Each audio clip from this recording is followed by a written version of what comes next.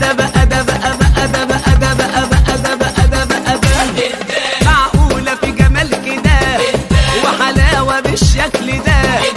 يا ناري يا ناري مداري ناري وداري مداري هو بالحب ده انا بس لو اشوف خياله يخطفني سحر ودلاله ده طويل قصير كبير صغير يدوب في حسنه وجماله من شفته لا بروح ولا اجي وده مش بايدي ومزاجي ده هو غصب عني خد عقل مني كان مالي بالشوق وماله. طب ايه ده بقى ده بقى ده ده بقى ده بقى ده بقى ده لا عنده عمرو شوف العدوي زي ما الناس بتقول عليه ولا ايه النظام؟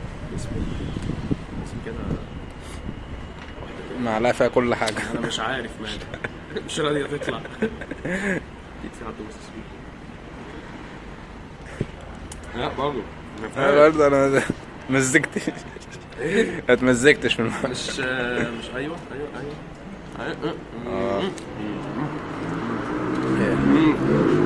على ايه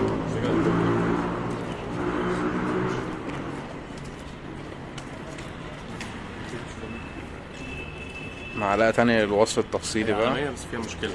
الصلصه محتاجه تزيد شويه. الصلصه قليله. شويه مكرونه عالميه بس زي ما انا قلت الصلصه مش كتير على طبق المكرونه. الطبق ده ب 15 جنيه ده الوسط. هو عنده ب 12 وب 15 وب 20. في بالكبده، في بالسجق، في ساده، في بالكبده على سجق، في قلم، في سباكيتي. طريقه المكرونه اللي انت عايزها اسمها مكرونه طويله بقى عندهم طويله ومقصوصه كده اسمها قلم وسباكيتي الشغل. بس في حاجه مهمه، ده قريب للكشري. طعم الصلصه اللي فيه قريبه للكشري عكس مكرونه ام محمد. مكرونه ام محمد كانت شبه الكشري قوي بس مش كشري، بس مش صلصه كشري، كانت صلصه مختلفه.